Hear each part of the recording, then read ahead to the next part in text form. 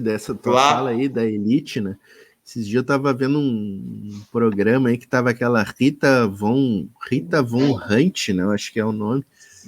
E aí ela tava... Veio esse papo da elite do atraso e tal, né? E aí ela deixou a pergunta, né? Ela disse que quer que o Gessé Souza fale da elite do avanço. Se existe elite do avanço, não só no Brasil, mas em algum ponto do mundo, né? Porque toda elite é do atraso, né? A elite sempre vai ser do atraso, né? E essa questão que tu falou aí do perder um ano letivo, que horror, isso aí é o típico dilema da classe média, né? Tem gente morrendo de fome no país adoidado, aí tem criança morrendo de fome, tem criança fora da escola, milhões e milhões, e a classe média está preocupada que seus filhos vão perder um ano de ano letivo. Bobagem. Vamos se catar, né? Hipocrisia. Isso é uma hipocrisia, assim. Vocês estão falando de educação? Quero até puxar um pouco, desculpa te interromper, Paulo. Não, claro. A brasa para minha sardinha, né? Eu sou professora da rede pública e a gente vê uma coisa extremamente cruel com a população mais pobre, porque é uma população que não está tendo acesso, quer dizer, para quem está tendo algum acesso, já é uma situação muito complexa, porque a gente só vê a falácia que é a questão do ensino à distância, principalmente no ensino fundamental, nos primeiros anos do ensino fundamental, né, de 1º a 5º ano. Perfeito. É uma coisa horrível. Quer dizer, e aí, mas é muito engraçado, porque assim, o Senado quase vota para tornar educação atividade essencial.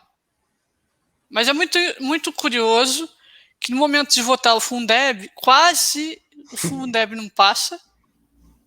Depois o próprio governo, numa atitude mentirosa, porque eu sempre falo isso, a gente precisa parar de falar em fake news, porque quando a gente fala em fake news, a gente parece que mascara, né, o tema. Porque a gente diz notícia falsa, né, fake news. Não é uma notícia falsa, porque notícia falsa dá a impressão que é um negócio não intencional, a pessoa não sabia lá muito bem o que estava falando, aí foi lá e diz uma notícia falsa. Não, é uma notícia inventada, mentirosa, canalha, que se usa e são usadas em escala industrial para dizer, né? Eles pegam o Fundeb como se eles tivessem, olha só, nós votamos o Fundeb, quer dizer, não, se não fosse a oposição, o Fundeb não estaria aí, né? Com certeza. Mas tá, aí no momento de votar o Fundeb, quase não votam, né? Aí, no momento de votar um projeto que era para distribuição de tablets, smartphones e chips e colocação de internet nas escolas, que ia custar 3 bi pro governo, aí não pode, porque isso vai ultrapassar o limite do teto de gastos, né? Mas aí pode gastar não sei quantos milhões em leite condensado, pode aumentar o teto para funcionalismo público de alta do alto escalão, de alta patente, isso pode, isso não onera em nada. Perfeito. Os cofres públicos. O que onera os cofres públicos é se investir em educação, em programa de transferência de renda para gente que está morrendo de fome, que tem aos montes. Então, esse é o grande ônus do Brasil, né?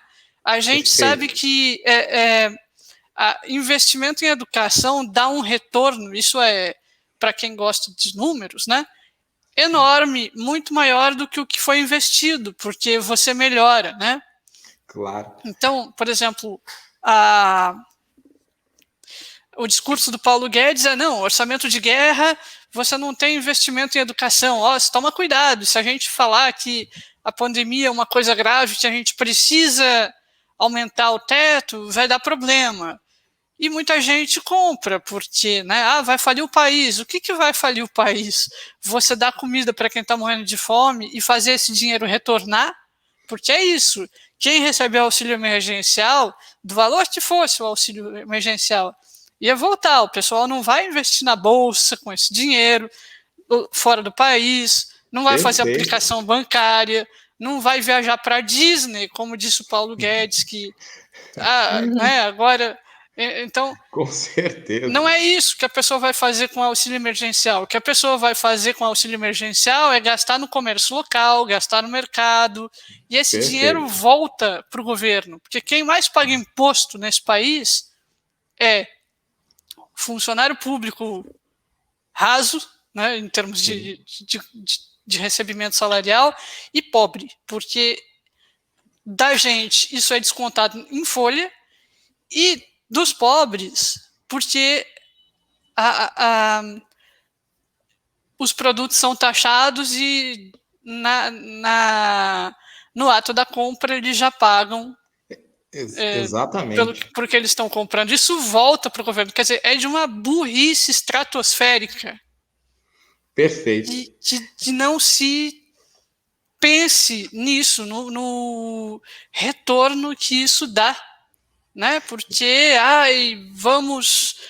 quer dizer, para que serve o Estado? Então, não precisa de Estado mais, não é? Porque se o Estado só tem a função de atender interesses de grandes empresas, de grandes grupos oligárquicos que estão aí faz sei lá eu quantos séculos, então, para quê? Não precisa. Essas pessoas não precisam do Estado. Quem precisa do Estado perdão pela redundância, mas quem precisa do Estado é quem precisa do Estado, quem depende de política pública para sobreviver.